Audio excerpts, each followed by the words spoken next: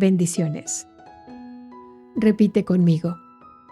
Espíritu Santo, gracias por enseñarme a ver con los ojos de Cristo. Ayúdame a reconocer qué voz estoy escuchando y a recordar que, aún en medio del dolor, de la preocupación o de la urgencia, siempre puedo elegir nuevamente.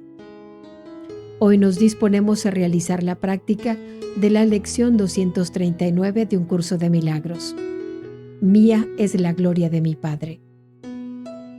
El apartado de texto que acompaña esta práctica se titula Los testigos del pecado y comienza señalando que el dolor es una voz estridente y ensordecedora que intenta ahogar lo que dice el Espíritu Santo e impedir que sus palabras lleguen hasta nuestra conciencia.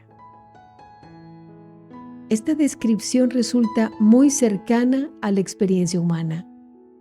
Cuando aparece un dolor físico, una preocupación económica o alguna circunstancia que considero fuera de mi control, mi atención puede quedar completamente atrapada por ella. Puedo quedar terriblemente atrapada por ella. Pensemos, por ejemplo, en una deuda que no puedo pagar en la fecha señalada. Comienzan las llamadas telefónicas, los recordatorios y la presión, y entonces puedo sentir que tengo que resolver el problema de manera inmediata y a cualquier precio. Desde esa urgencia puedo apresurarme a conseguir dinero, pedir de nuevo un préstamo para pagar el anterior y entrar en un círculo de deudas cada vez más difícil de sostener. La preocupación exige toda mi atención. Parece decirme que no puedo detenerme, que no debo detenerme, que no tengo otra opción y que mi seguridad depende exclusivamente de lo que consiga hacer en el mundo. El miedo se convierte entonces en mi consejero. Detenerme y poner mi paz en primer lugar no significa desatender la deuda, no significa dejar de pagar, evadir mi responsabilidad ni esperar pasivamente que el problema desaparezca porque no va a desaparecer. Significa aprovechar ese momento para mirar adentro de mí y preguntarme, ¿qué me ha llevado a endeudarme? ¿Qué función le he otorgado al dinero en mi experiencia? ¿He buscado en él seguridad, reconocimiento, satisfacción inmediata o la sensación de que puedo resolverlo todo? ¿Estoy reconociendo su verdadera función como un medio de intercambio o le estoy pidiendo que me diga cuánto valgo y qué tan segura puedo estar? Desde esta introspección puedo asumir mi responsabilidad de una manera diferente. Puedo revisar mis gastos, reducir los llamados gastos hormiga, renunciar temporalmente a ciertos caprichos, organizar mis prioridades y tomar decisiones que me permitan pagar las cuentas y evitar caer nuevamente en el mismo ciclo. También puedo entregar a Dios la deuda, no para desentenderme de ella, sino para dejar de cargarla únicamente desde el miedo. Entrego a Dios mi preocupación, mi sensación de carencia, mi necesidad de resolverlo todo inmediatamente. Y entonces confío en que puedan aparecer oportunidades y me mantengo dispuesta a reconocerlas, aprovecharlas responsablemente y utilizarlas para cumplir con mis compromisos. La fe no reemplaza la acción. La fe transforma el lugar interior desde el cual actúo. Algo semejante puede suceder con el dolor físico. Cuando el cuerpo duele, su testimonio parece contundente. Reclama atención y me dice que soy vulnerable, que estoy limitada y que no puedo continuar. El texto afirma que el dolor y el placer tienen un mismo propósito: otorgarle realidad al cuerpo. Y ambos parecen decirme, te encuentras aquí dentro de un cuerpo y no te puede hacer daño. Sin embargo, también encuentro en el texto una afirmación liberadora. El cuerpo no puede decirle a una parte de Dios cómo debe sentirse o cuál es su función. El cuerpo puede presentar una molestia, puede necesitar descanso, movimiento, alimento, atención o cuidados, pero no puede decirme quién soy. Tampoco puede decidir cuál es mi función. Yo sigo siendo tal como Dios me creó y tú sigues siendo tal como Dios te creó. Reconocer esto no significa negar el dolor ni desatender la salud. Tampoco significa exigirme una fortaleza espiritual que todavía estoy aprendiendo a vivir. Si necesito descansar, descanso. Si necesito atender mi salud, la atiendo. Si necesito caminar, cuidar mi alimentación y mi sueño o tomar un analgésico, puedo hacerlo sin culpa. La diferencia está en no permitir que el miedo decida por mí el significado de lo que estoy experimentando. Puedo detenerme y pedir instante santo. Y pido el instante santo antes de estudiar, antes de preparar una lección, antes de grabar, antes de publicar. Pero también puedo pedirlo antes de contestar una llamada, antes de tomar una decisión económica, antes de realizar un pago, antes de atender mi cuerpo y antes de decidir si necesito continuar o descansar. Pero el instante santo no elimina mis responsabilidades. Me permite atenderlas desde otro lugar interior. Y entonces puedo preguntarme, ¿qué quiero experimentar en este momento? ¿Quiero continuar escuchando el testimonio del miedo o quiero permitir que el Espíritu Santo me muestre otra manera de ver? He comprendido también que perseverar no significa forzarme. En ocasiones puedo creer que continuar mi trabajo espiritual significa no detenerme nunca.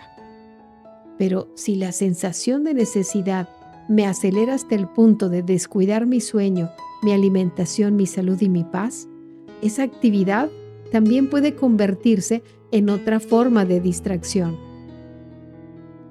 A veces continuar significa avanzar, pero otras veces continuar significa detenerme, descansar y recuperar el equilibrio.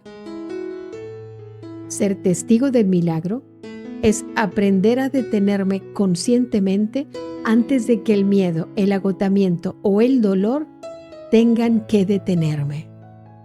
El mundo de las formas y mi vida espiritual no están separadas. La paz que experimento en mi interior puede expresarse en la manera en que trabajo, descanso, administro mis recursos, cuido mi cuerpo y respondo ante las necesidades de los demás.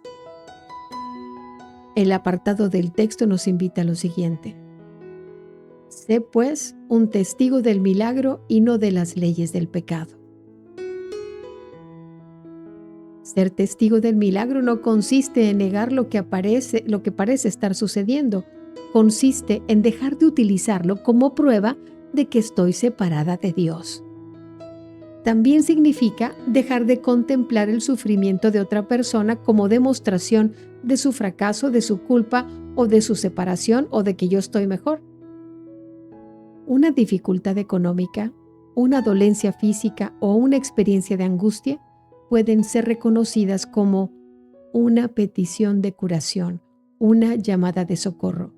Y ante una llamada de socorro, no se necesita juzgar. Se puede escuchar, acompañar, recordar la verdad y permitir que los símbolos del amor ocupen el lugar de los símbolos del pecado. Cuando pongo mi paz en primer lugar, no abandono el mundo ni dejo de cumplir con lo que me corresponde. Permito que mi relación con el mundo sea guiada de otra manera. Ya no actúo únicamente porque tengo miedo. Actúo después de recordar quién soy. Y el texto nos dice, no hay necesidad de que sigas sufriendo, pero sí de que sanes. Y después añade, sana, para que así puedas sanar. Mi curación se convierte entonces en un testimonio. Cada vez que elijo la paz en medio de la urgencia, doy testimonio de la paz. Cada vez que asumo una responsabilidad sin castigarme por ella, doy testimonio del amor. Cada vez que atiendo a mi cuerpo sin convertirlo en mi identidad, doy testimonio de que no soy un cuerpo. Cada vez que miro el sufrimiento sin juzgarlo y reconozco en él una petición de curación, doy testimonio del milagro. Y cada vez que elijo el amor en lugar del miedo, recuerdo que mía es la gloria de mi Padre. No es una gloria que provenga de mis logros, de mi productividad, de mi salud, ni de mi situación económica. Es la gloria que me pertenece por ser quien soy, hija de Dios. Y es la misma gloria que te pertenece a ti por ser el Santo Hijo de Dios. Y nada puede arrebatármela ni a ti. Y entonces, ¿qué es la salvación?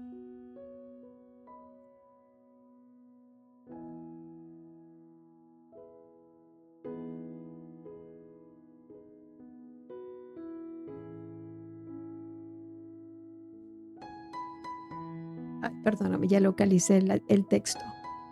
¿Qué es la salvación? Hagamos ahora la lectura del tema especial y de la lección 239, mía es la gloria de mi Padre. Y después, aquietémonos. No necesitamos acumular más palabras. Solo necesitamos invocar el nombre de Dios, pedir el instante santo y permitirnos experimentar su amor.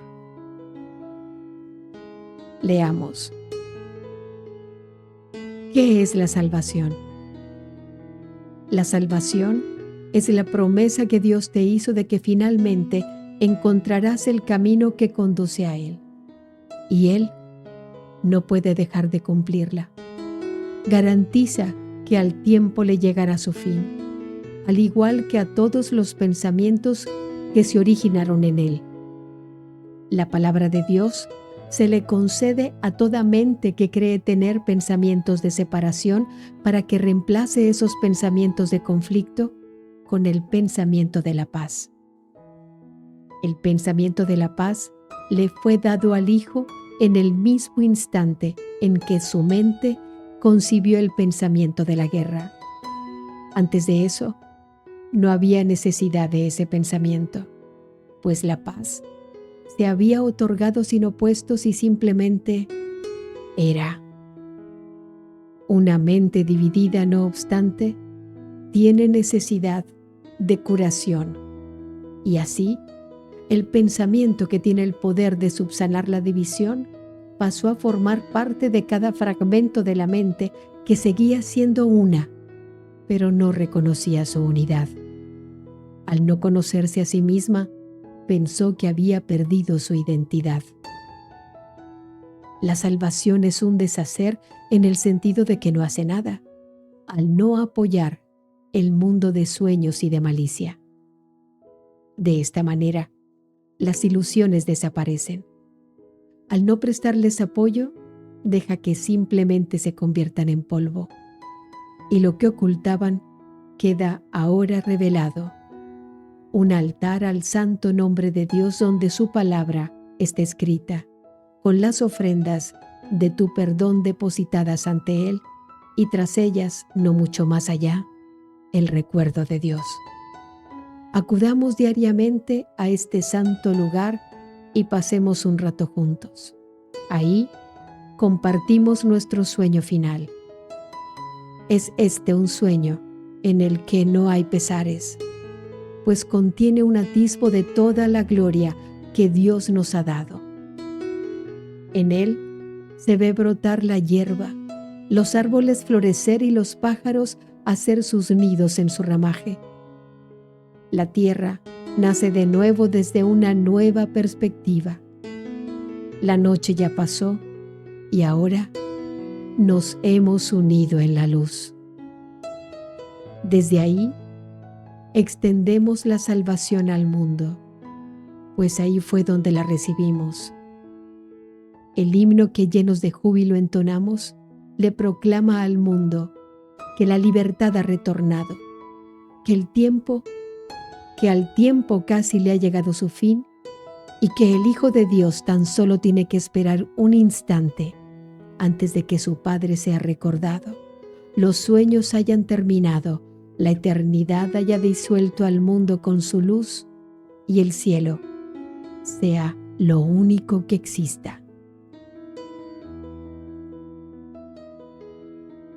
Mía es la gloria de mi Padre. No permitamos hoy que la verdad acerca de nosotros se oculte tras una falsa humildad. Por el contrario, sintámonos agradecidos por los dones que nuestro Padre nos ha concedido. ¿Sería posible acaso que pudiéramos advertir algún vestigio de pecado o de culpa en aquellos con quienes Él comparte su gloria? ¿Y cómo podría ser que no nos contásemos entre ellos cuando Él ama a su Hijo para siempre y con la perfecta constancia, sabiendo que es tal como Él lo creó? Te damos gracias, Padre, por la luz que refulge eternamente en nosotros, y la honramos porque tú la compartes con nosotros. Somos uno, unidos en esa luz y uno contigo, en paz con toda la creación y con nosotros mismos. Mía es la gloria de mi Padre. Y con estas palabras,